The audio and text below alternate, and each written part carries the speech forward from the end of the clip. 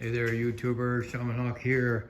I'm gonna start putting more things on this channel because the other channel has been shadow banned and all that. Gonna do an update on the boat. I haven't done one of these on this. This is my little dinghy. That's my little emergency bag I got for Christmas. And that is a cluster of all kinds of stuff that's going through the boat, from ropes to, well, you name it, it's on there. But let me get in here. I finally got into the painting phase. That's how far I've been along. This is wrapping up the third year I've been on this farm doing only this and farming. And so I got my sleeping area up there. Just did the first coat of the paint for blue. Got an almond on the outside. These here is an oarlock. And these hold up the, or will hold the ropes that hold up the mast. Another set of oarlocks. She's 32 feet long with plywood with cedar planking over top of it. Let me get on here. So this is for environmental work. The mast goes in there on those pieces, those two columns there. All these hatches are waterproof. I gotta seal the deck and finish that after I do some wiring and plumbing. Toilets, there's gonna be a chemical toilet up there and a composting toilet. I have to have the chemical toilet by law for the Coast Guard. That's, I built that hatch system up there. This on this combing here, and that almond color, needs another coat of paint, but then that's gonna be for divers to sit on and go backwards over the boat. I can also put folding chairs around it. Becomes a long dining table. There's about 16 feet of open space here. And then back there's my sleeping area. You know, lots and lots of storage underneath. So yeah, it'll be kind of a wet boat. Gonna have bilge pumps on deck. It'll have 3 below deck.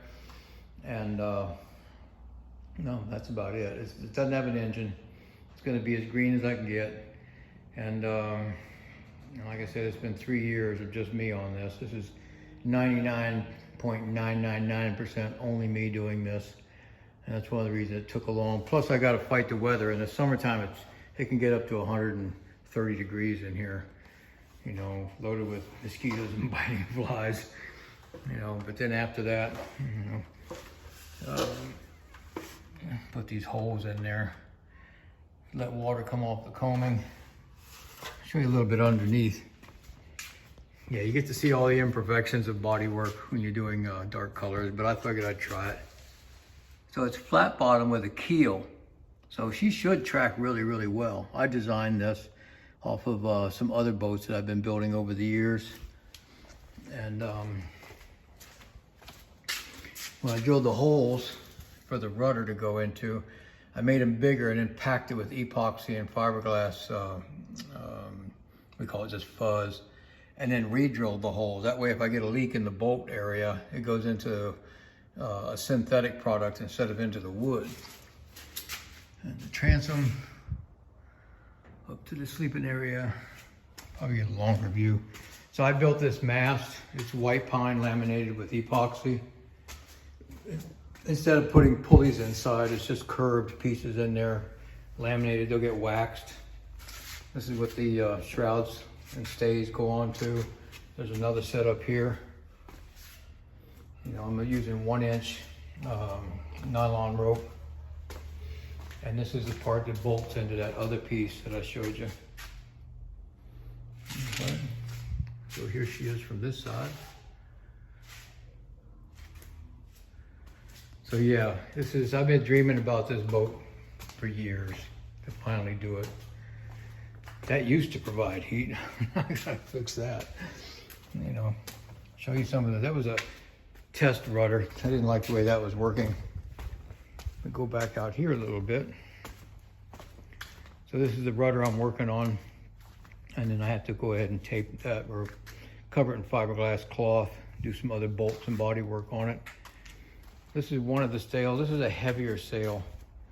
So these are all hand stitched, you know, because canvas is cheap and I don't know the exact sail pattern I'm gonna use yet.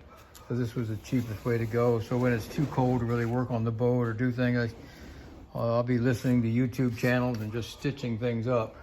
So that's the heavier sails. Then I have a box of other ones that I've been doing of the lighter canvas.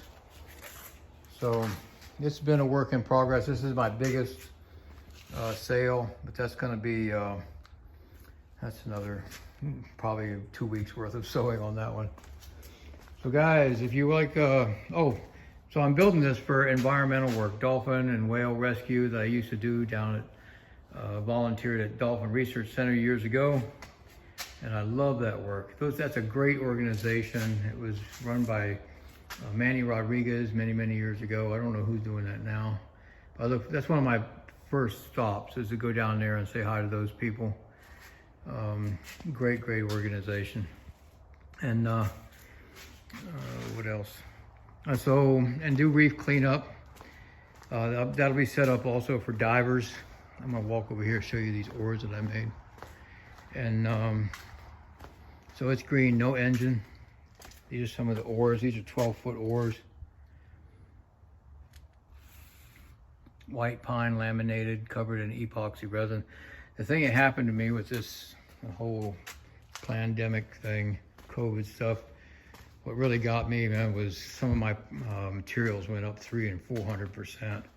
My shipping went up at least 100%. So if I buy something for $100 in resin, I have to pay like $50 in shipping. Believe it or not, they don't have anything decent in Texas to order from. So I ended up getting all my stuff from like Fort Pierce, Florida. You know? So the other thing on the shamanic end of this is taking people out to sea, you know, and really letting them put up the sails, square sails, you know, canvas sails or hand stitched on a hand-built boat. And, you know, especially going way out at sea at night, it's really cool because you get to see more stars than black, you know, and when you're looking up there, it's like that the heavens just pull you up. I mean, you can really feel it in your heart. Yes, cinder blocks on a boat. I use them as gravity clamps to hold things down sometimes, you know. And so when you're out on that boat like that and you have to row, you're not just starting up the engine, you have to really be part of the sea. Meaning that you have to plan your trips with the tide, you know, really pay attention to the weather, pay attention to the wildlife in the sky, because that'll tell you things. The wave, people have to get to know the wave patterns. You learn a lot when you don't have to rely on an engine, you know. So if you'd like to donate to this, it's PayPal at Shaman Hawk. I'll do a hashtag at that, and I can promise you everything you donate goes directly to this boat. And everything, no matter what the size of the donation, is always deeply appreciated. If you like any of this, tell your friends, share the video, and I'll catch you guys later.